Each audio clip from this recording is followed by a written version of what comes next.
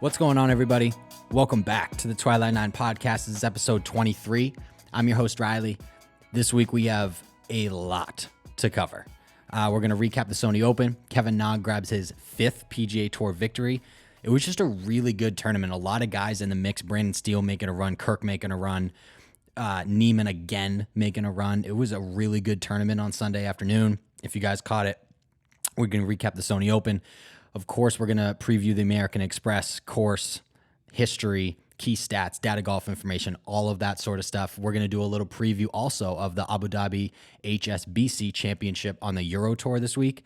Rory McIlroy's over there. Justin Thomas is over there. Tyrrell Hatton, Tommy Fleetwood, Thomas Peters. The field is loaded. So we're going to do just a mini. I'm going to mention the course and go over a couple bets at the end of the show. But before we get into all of that kind of stuff, we have some headlines. The first one, it's kind of nonchalant. Trey Wingo. If you guys are fans of ESPN and watch NFL Countdown, NFL, their off-season NFL show, you guys know Trey Wingo. He spent 23 years, I believe, at ESPN. He has switched career paths, if you want to say that. He left ESPN, I want to say like a month ago, maybe a little bit more than that. But it was announced a few days ago that he's actually joining PGA Tour Live. So he's going to be calling the PGA Tour starting January 28th at the Farmers Insurance Open. Really looking forward to that. Trey's a huge golfer. He golfs all the time, just loves the PGA Tour. And the commentators on PGA Tour Live aren't great. It's a little awkward. They had Bacon on there for a while, but he is hosting a show on Golf Channel now, so I don't know if he's going to be doing any more PGA Tour Live stuff. So Wingo's kind of the perfect guy because he's a vet with this thing and loves golf. So really looking forward to that, actually. I've been a long-time subscriber of PGA Tour Live pretty much since it came out. So I'm looking forward to some good commentary for that. Second one. And this one, you guys know how I'm looking at my article that I wrote about it. You guys know what I feel about this guy. Bryson DeChambeau this week blamed his frontal lobe for his Masters performance a couple months ago. And I'm just over him. You guys know that I'm not a huge Bryson guy anyway, but this is kind of like his starting to be his thing. He's making excuses. You don't have to make excuses, man. You just played bad. Like, it's not that big of a deal. And it's just funny because after his round on Sunday at the Masters, he already was coming out saying, oh, I didn't feel good all week, even though a week earlier he was saying that he was going to play Augusta National to a par 67. He was going to play Augusta National as par 5 under. So he's going to shoot 20 under, he thought. And then he made the cut, I believe, by one shot or on the number. And then he went on to lose to Bernhard Langer, who's 63 years old, on Sunday when they were paired together by, I think, 2 shots. And it's just getting to the point where it's just annoying. He's throwing on-course tantrums. He's moving a ball because of ants. He's saying this kind of shit to the media. For a guy that's got so much skill, and he's coming off a U.S. Open victory, like, dude, you just won a major. You can have a down week. Like, it's not that big of a deal. He just continues to say annoying-ass shit, and his team is letting him do it. Like, they got to get off their knees and say something to Bryson because he's not getting portrayed to golf fans very well with all the stuff that he's saying. And I'm not going to get too much into it just because you guys know how I feel about Bryson, but he continues to be one of the annoying players on tour, and it's just, I'm over him. Last one. JT is no longer sponsored by Polo, Ralph Lauren. If you guys think Justin Thomas, you think Polo. When it comes to the PGA Tour, when you think Polo, you think Justin Thomas. They go hand in hand. That relationship is over. During the 3rd round of the Century Tournament Champions, he uttered under his breath on a hot mic a homophobic slur. And so Polo came out with a statement saying he's no longer their player. And Justin Thomas, I think, in my opinion, and a lot of people thought about this in golf media, golf Twitter was obviously very active during that time period when Polo announced this. Justin Thomas made a very sincere apology, I believed, after his round. He was very sorry. He apologized profusely. He said, that is not me. I'm sorry to anyone who was offended. And he went on. And I believed him. I think it was a very sincere apology. And whoever needed to hear it, I think it was a good enough apology for that. Do I think he should have been punished? Absolutely. Some people brought up the fact that he should have been kicked out of the tournament. I kind of agree and I kind of don't, right? But what I don't agree with, I don't think, is Polo abandoning him. He makes one mistake, right? He's been caught on hot mics before, right? You get fined for saying the F-bomb and all that kind of stuff. But I think it was a great opportunity for Polo to kind of be like, we're with you. We'll back you. It was a good apology. Now let's do the work to kind of mend the relationship with the people you offended, and raising awareness for that community and all that kind of stuff would have been a great step. But instead they kind of just said, we're going to leave you in the dust here, which I can also see their side of it, right? I'm very on the fence about the decision. Could he have chosen the 1,000 other bad words to say when he missed a punt? Absolutely. That is on JT 100%. But do I think leaving him is a little bit too much? Yeah, I do. I think not allowing him to play in the 4th round might have been a little bit better than leaving him as a sponsored player. It was just crazy, man. It's crazy that one word, which again, you could have chose 1,000 words there to F-bomb, just say fuck, shit, I missed the putt, whatever. That one's not good. You can't say that. Even though I know the players aren't looking for mics or whatever, at this point you need to know that everybody's mic'd up. Every hole is mic'd up. That's what's making the viewership go. Everybody wants to hear the caddy conversation, so there's a mic everywhere. So the players, even though they're not really thinking about it, they just need to know and be careful about what they're saying. And it's just crazy. One mistake, Polo gone. They said the relationship, they're open if he grows, if he makes apologies, if he does whatever, awareness, all that kind of stuff. They're open to having him back. I don't see that happening. The statement they said, and I wrote this in the article, but with the statement they said, it definitely sounded more of a goodbye to me. Like that was it, instead of a see you later. And I get it, I guess, from Polo's vantage point, but I don't know. Like I said, I'm kind of on the fence about it. JT is one of my favorite players. There's no room in golf for that word. And he could have chose, like I said 4 times already, he could have chose 1,000 other things to say, and he didn't. He chose the one that was definitely going to get some backlash from everybody. And that's it. Justin Thomas is no longer sponsored by Polo. I'm sure he'll go FootJoy. I didn't see any pictures of him at the HSBC today, so I don't know what he's wearing. I'm sure Nike's already made the call, but we'll see what happens with JT. Moving on, after those couple headlines. Moving on, Sony Open. Kevin Na gets his 5th career PGA Tour victory. And I was actually reading today that he almost WD'd from the tournament. He had rib injury Wednesday, but his trainer was there, kind of worked him out, and he was kind of good to go. And in my opinion, I didn't even bring him up last week on the show because nothing pointed to him having a great week. He had a 2nd place finish at the QBE, but again, that's a team event, so I didn't look much into that. And nothing showed. Last week in Kapalua, he was 40th tee to green. There was only 42 guys in that field. He was 33rd on the greens. He did have a top 15 finish at the Masters, but no other high finishes recently. And nothing pointed to it. That's why golf is crazy, right? He just couldn't get anything going in Kapalua, and then he makes the short trip, and then bang, wins the Sony Open. Crazy. He played his last 6 holes on Sunday, 4 under, really made a run. He was walking in every putt, right in everybody's face from 5 feet out. He's like, that's in, moving on. It was great. He's great TV when he's rolling it because those walk-ins are just obnoxious, and it's just fantastic. Strokes gained-wise, 73rd putting, 23rd putting, 44th off the tee, 4th in approach. Like I said, was walking in everything.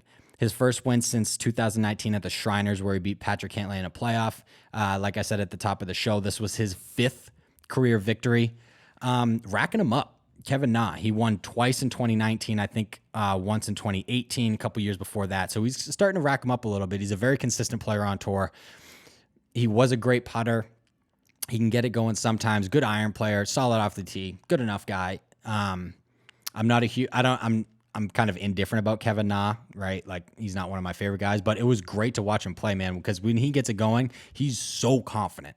Putter, driver, everything, club twirls, walking in putts. It's really good TV. So he gets his 5th win. The feel-good story of the week was Chris Kirk, though. Finished tied for 2nd, but what that meant was he kept his tour card. So if you guys don't know who Chris Kirk is, he was an alcoholic, battled depression, and he was on his final medical exemption this week, and he needed a high finish to keep his card. He needed birdie on the last hole of his tournament to finish T2 and keep his card for the rest of the year, right? He would have got into some events, but now he can play in anything because he birdied the 72nd hole of his tournament. He birdied it, got his card. It was amazing. Retains his card. Just a really good story on Sunday. Golf Twitter was going crazy. He was 8th in strokes gained approach. Just a really good iron week. He was just really striking the golf ball, and he's kind of known for that. A really good iron player, but just a very, very feel-good story about somebody that just bounces back from everything and just kind of gets it done. And that shoots. That's not like $20 on the line and you gotta, you know what I mean? That's not that kind of pressure. That's, oh shit, I'm about to lose my job. Now I need to make a birdie on the last hole of this tournament to keep my card. So Chris Kirk, congratulations to you, man. It was awesome. My guy Neiman, my guy. I've bet him on a couple times, won some money. So I guess not really my guy. He's not one of my favorite players, but I've won some money on Neiman before. Back-to-back runner-up finishes for him. He was unbelievable in Hawaii. 45 under par in 2 tournaments. 25 under last week, 20 under this week. Tee to green, he ranked 3rd this week. He was 31st in putting. That's right around the middle of the pack from the guys that made the cut. He needs to improve on the greens because his ball striking off the tee scale are crazy good, especially ball striking. His iron play is ridiculous. He needs to get it going on the greens. I don't know if that's switching up the putter, whatever he wants to do, but really focus on putting the next couple weeks. He'll have another victory. Top 10-wise, there was a lot of guys there. Colin Morikawa gets his, I believe he was T7 last week as well in Kapalua, but he was also 7th this week. He had another great week, man. Another great iron player. Brandon Steele was making a run. He kind of slowed down near the end of his round. He was 2 over on the back 9 and couldn't really get it going after that. Billy Horschel was up there, the only Polo guy that I can even name. Smiley Kaufman stinks, so I don't even know where he's at, but Billy Horschel, the Polo face, I guess now. Daniel Berger playing really good golf. All these guys are just really good ball strikers. And the guy that just broke my heart, because I had him on I ended up betting him top 20 just to kind of cover myself on the personal card. But Russell Henley, man, we had a value pick of him last week, top 10 for really good value, and T11. So that is very much disappointing.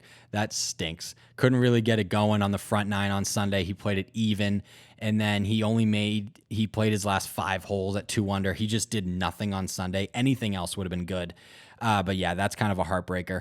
And then another heartbreaker, Griot needed a birdie on the 18th, which is a par 5, to finish in the top 20 after round 1. He didn't make it. He finishes T23rd. That would have been plus 335. We missed 2 huge value bets this week. So we're really looking forward to bounce back this week at the American Express. We hit Charles Howell, but I was looking for those big value bets. That would have been awesome. But yeah, it was a really good tournament. You normally watch the Sony Open, but I did catch some of it because my boys, the Patriots, are not obviously in the playoffs. So I caught a little bit of golf this weekend, and it was great. It was a great tournament. So Kevin Na, congrats on the 5th PGA Tour victory. Before we get into, I'm going to do the American Express last, obviously, because that's kind of what we do. We cover PGA Tour betting.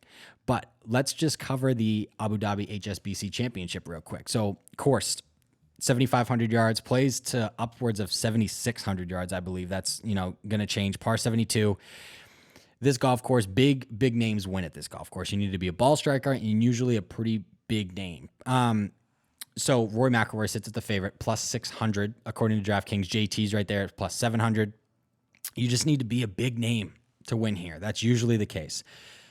Rory, he's played this event 8 times since 2010. He has finished 2nd or 3rd 7 of those times. He loves this golf course. Videos of him, and I put some into the YouTube video,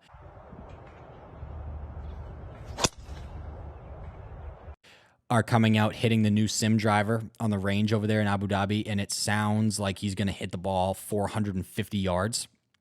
So that's going to be awesome. I cannot wait to watch that. Obviously, with the time change, you're not going to be able to watch it a lot. It's going to be a lot of recaps and whatever, highlights.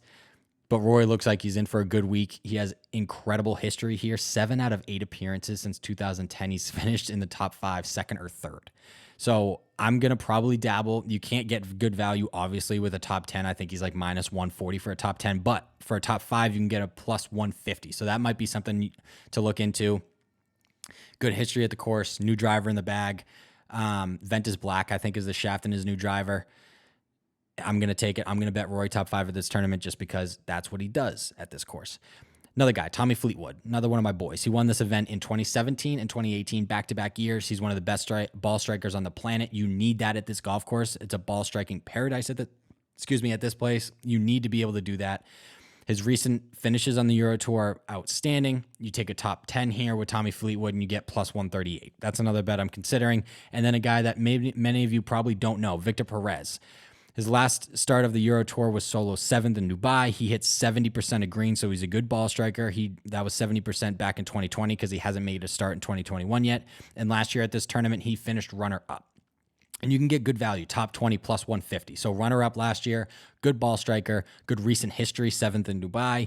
He made the cut at the Masters. If that, take that how you wish. But you can get top 20 plus 150 on DraftKings for Victor Perez. So those are kind of the three bets I'm thinking about for the Abu Dhabi HSBC Championship. I'll sprinkle in a couple bets at the end of the betting article going on twilight9.com on Wednesday late morning, just to confirm some stuff and some odds. But yeah, that's what I'm thinking so far. And with that out of the way, let's finally get to the American Express. That's why we're all here, betting predictions and picks. So it's the first week of the West Coast swing. It was a couple great weeks in Hawaii. Those tournaments are always great, but now we're back to the mainland 48 for the American Express. It's usually played at 3 courses, so it's a very unique tournament. It's usually kind of a pro-am kind of thing like Pebble Beach, but this year, because of COVID-19, they are not doing that, and they're also moving it to only 2 courses, the Stadium course at PGA West and the Nicklaus course at PGA West. So they're only doing 2 courses, so the cut now is going to be after 36 holes, where it's normally after 54 holes because of the 3 courses. They each play a course once, and then they make the cut in the final days at the Stadium course. This year, Thursday, Friday, and then they cut because of only 2 courses. So it's going to play a little different than normal. And the third course that they kicked from the rotation is usually the easier one. The last, I believe, 5 or 6 winners here have been 20 under or deeper. But because they're kicking out the easiest course, the scoring is going to probably be a little bit higher this year. Field. This field is usually lacking of some guys. It doesn't have a bunch of firepower, but that is not the case this week. 4 of the top 15 players in the world are here. Patrick Reed, Brooks Koepka, Patrick Cantlay are a couple of them. Matty Wolff also. Jon Rahm was actually a WD today. So originally, we were going to talk about Jon Rahm. He was the betting favorite plus 600, I think, coming into this week. He was a crazy favorite. And he plays desert golf all the time. This is desert golf. It makes sense. But he actually WD'd. No reason. When I read the article, there's no reason why he's not playing this week. It didn't come with anything. But Patrick Cantlay is now the betting favorite. Joining them, I already said Matty Wolff. Sungjae Im is here. Tony Finau, Ricky Fowler, and lefty Phil Mickelson. The defending champion is Andrew Landry. He won last year's playing by 2 shots, and he currently sits at plus 25,000 to repeat. So if you bet $100 on Landry and he wins again this week, you are going to win $25,000. Like I said, pre-tournament favorite Jon Rahm WD'd from the tournament. Courses, quick preview of the course. The Stadium course at PGA West is a par 72, right around 7,100 yards. Pete Dye design, which we'll go over in a second, and then Nicklaus course, par 72, 7,100 yards, 7,200 yards, somewhere in there, and the design of the course is in the name. Both courses feature Bermuda grass, which is key, same grass they've been playing on. Quick point, actually. The Stadium course is not a very liked course on the PGA Tour. Not a lot of guys like this golf course. A lot of the guys think that it's not a very fair test of golf. It's a very hard golf course, a lot of forced layups, which there's a Pete Dye thing. But Pete Dye, when he was alive, had a very amazing quote. He said, "Golf is not a fair game, so why build a course fair?" I get it. That makes sense. So it's a very difficult golf course. Key stats approach. Throughout the Stadium course, there are many forced layups. That's kind of a Pete Dye thing, meaning bombers won't have a very heavy advantage this week. You need to hit certain spots in fairways instead of just bombing it. The average drive, I believe, is like 275 yards, somewhere around there, and only 10% of drives on this golf course go 300 yards or further. Bombers have won here in the past, but really it's who plots their way around this place more often, especially since there's going to be 3 rounds at this golf course this week instead of 2. So those iron players are going to be very, very, very important, because with the forced layups, a lot of players are going to be driving it into the same zones during the fairway, meaning you're playing to the same yardage, meaning whoever hits those irons the best are going to be higher up on the leaderboard if they putt well. So strokes gained approach is going to be huge. Some data golf information. Course fit. Number 1, Trump National Doral. Number 2, Torrey Pines South. And 3, Trinity Forest Golf Club. I don't know Trinity Forest, but I know the other 2. Irons, irons, irons. Trending. So trending. Recent finishes. Data Golf takes this all into account of players in the field. Number 1, Patrick Reed. His last 3 starts are a T10, T3, and T21. Patrick Cantlay, he won, then T17, then T13. And Patton Kazire, T10, T32, T7. So those are the 3 best trending players in the field. And then percent chance of win, according to Data Golf, takes in a bunch of stuff. Baseline model, course history, course fit, all that kind of stuff. The top 3, Patrick Cantlay, Scotty Scheffler, Patrick Reed. Patrick Cantlay is now the betting favorite because John Rahm is not here anymore. You can get good value, plus 1,700 for Scotty Scheffler, and then Patrick Reed starts at plus 1,500. They're all right around the same area. Patrick Cantlay has plus 1,300. Going down the list a little bit further, you can get Tony Finau plus 1,700, Brooks Koepka plus 2,100, Sungjae Im plus 2,100, Matty Wolff plus 2,300, Answers plus 3,000. The guy that screwed us last week, Russell Henley, is plus 3,500. Cameron Champ is down there at plus 4,000. And again, he's not going to be able to use that driver to his advantage this week. He's averaging the most yards on tour. He's going to have to step up the irons and hit 3 woods off tee, 2 irons off tee, stuff like that. Ricky Fowler at plus 4,600. It's getting to the point where Ricky Fowler is just getting super value. I was going to say no value, the opposite. Because you never know with Ricky. He can turn it on, he can turn it off. He's one of the most overrated players on the PGA Tour, but everybody loves Ricky. I love Ricky. I'm a Ricky fan. He's kind of due for a win. He won at the Waste Management, but he needs to start winning more. So Ricky Fowler, that's huge value. You can get really good value for him at top 20. I bring up the Waste Management, Desert Golf, kind of the same thing. He's a good iron player, so we're going to look at some value for him. And before we get into the bets, 2 things. I already mentioned them to consider this week: history at this golf course and iron play. Iron play is kind of, strokes gain approach, whatever. But I take history into account so much just because tour players aren't huge fans of this golf course. So if you come in with a shitty attitude, blah, blah, blah, you have to play it 3 times now instead of 2. You don't have a good history at this golf course, you're going to be in an even worse mood. I think guys that have played well at this course in the past are going to, again, play well this week, just because that's just a gut feeling that I have. It's all about what you've done at this golf course, because you can get a vibe at a course that other players may not like. That's in your advantage. So those are the 2 things that I'm going to worry about this week. Again, so before I go over these, DraftKings hasn't released the full spectrum of bets yet. So they have obviously winner, top 5, top 10, top 20, but they have limited matchups, no top 30s, no top 40s yet. So at the time of this recording, we're not going to mention any of those. Of course, when those come out, they'll be featured more in the betting article that comes out Wednesday on twilight9.com. So make sure you guys look out for that. That's going to be the card. Again, I'm doing a YouTube video now for the bets, for the official betting card. There's going to be a separate YouTube video, so share that around whenever you see it. It's going to be featured in a couple different websites, so that's pretty cool. But that's why I'm not going to mention any top 30s or 40s or matchups and any stuff, because there's not a bunch on DraftKings right now. So I'm going to mention 3 names so far, and they're not probably, I have them written down as top 20s right now. They might go further down the list just because 2 of them are really good value up top 20, and I'm not loving at that, obviously, because they're harder to win. So top 30 is a little bit more comfortable. But let's start with the defending champion, Andrew Landry, top 20 plus 650. 650 for a defending champion at this event. That is ridiculous value. He also has a runner-up back in 2018. He missed the cut last week at Kapalua, but even though, whatever, recent form, you might think that's a big deal. In 2019, he finished T18 here, so a top 30 finish after missing the cut at Kapalua. So he misses the cut last week, or whatever, 2 weeks ago. He did the same thing, and then he finished top 30. So that's something to take into mind. He can bounce back out this golf course, which is huge. He has a recent top 5 performance, T4 at the RSM a few weeks ago. So all that, you could see him bouncing back from a missed cut here again. Like I said, top 20, I don't know about that. Even with the top 30, with a number like plus 650 for a top 20, you can only imagine the value you can get to a top 30, thinking plus 2, 3, maybe even 400. So I'm going to wait until those odds come for sure to hit probably a top 30 or 40, depending on where the value lays in there. But Andrew Landry is probably going to be on the card. Another value one right here for a top 20 is Adam Hadwin.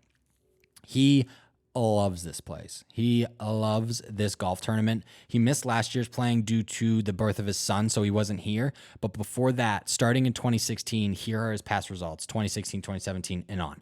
T6, solo second, T third, T second. And he had the trophy ripped from him and that T second. He has to win this golf tournament at some point. That's just how it works. He needs to win. This is too much value for a guy that has that kind of history at this golf course. He hasn't finished outside the top 10 in 5 years, and one of those is a T6, so really top 6. That's crazy value. I was thinking top 10, but I even think that top 20, hasn't been playing fantastic golf recently. So I don't know if you want to totally bank on course history here. I am. So I'm going to probably keep him there at that spot at top 20, Adam Hadwin plus 300. I think he just loves this golf course so much. It brings vibes. Horses for courses is 1,000% a thing. And I think this is one of those times where Adam Hadwin just loves this place, needs to win here eventually. And I think top 20 is a little safe, to be honest with you, Adam Hadwin plus 300. And then the third one that I'm thinking right now, before I go back to the standings and stuff, is good old Abe, Mr. Answer. He's killed me the last 2 weeks. I think I had him a top 10 in Kapalua in a short field, and he finished like 20th something. And then last week I had him top 20, and he didn't make the cut. So he's hurt me a lot recently, and I don't know why I put him back on the card. But if it hurts me again, he's off. But I just think his first win has to come at some point, right? He's too good. His iron play is too good this week, especially since the driver is going to be kind of in the bag. You can hit 3-wood off the tee, going to be in a lot of fairways, and then you're going to be able to take advantage of your iron play. Answer is an outstanding iron player. He's got to get it going on the greens. His last 2 appearances at this event are both top 20s, and one was a solo second last year. So if he keeps that history going, he ranks 7th in fairways in regulation, 28th in greens in regulation, both pretty good. So he's a good tee to green player. If he has a bad week again this week, he's in my shit list. He's gone. Done betting on Answer. But I think that this week, hopefully with the course history and all that kind of stuff, hopefully he's looking to bounce back. Top 20, Abraham Answer. 2 top 20s, like I said, in a row, plus 163. So his value's going down a little bit. That's when you kind of hop on it. Plus 163 for a top 20 with his kind of skill set. I love that. Top 20, Answer, plus 163. So guys, those are the 3 I'm thinking of right now. If I want to run down the field real quick for top 20s where you can find some value, I think Russell Henley is another one, plus 163. I think, again, with an iron stressed week where you're going to need to gain strokes with your iron play, Russell Henley is a guy that pops right into mind. He's a fantastic iron player. If we get a little bit more safe with him, maybe not top 10, but plus 163, you can get him for a top 20. I think that's really good value. If you want to go back to Russ, that's a good bet, I believe. Matty Wolff, great desert player, plus 150 for him for a top 20, which I think is really good value. Is a top 15 player in the world. Hasn't been playing great recently, but again, incredible ball striker. I could see him winning at this event. Going down maybe even further, Patton Gazire, I mentioned his name already. He's 3rd in trending of the players in this field. He's plus 300 for a top 20, which is insane value of a guy trending in the right direction. So you could go him. Russell Knox is a good iron player.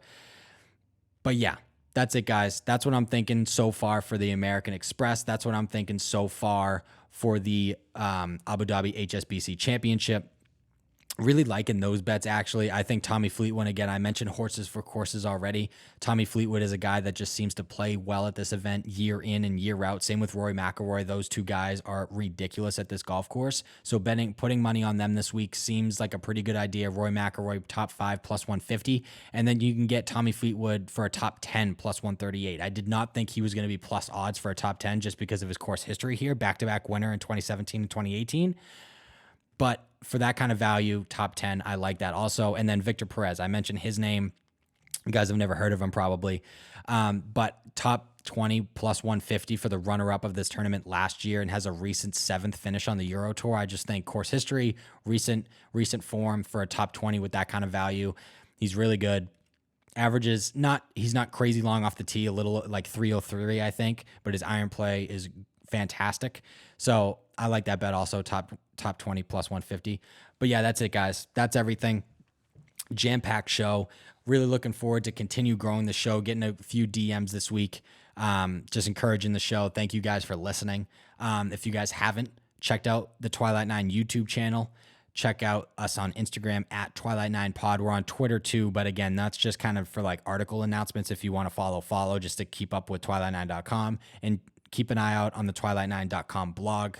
The betting article goes up Wednesday late morning, like I said, and then it's going to be sprinkled in some other stuff. I'm going to start doing reviews on stuff, different training aids and rangefinders and all that kind of stuff. There's already a couple on there. But go follow all the socials, share the show around, make sure you're sharing it with family and friends. We're growing pretty well, actually, faster than I thought we were going to, and I love doing it. So share it with everybody, and I will talk to you guys next week. Appreciate it.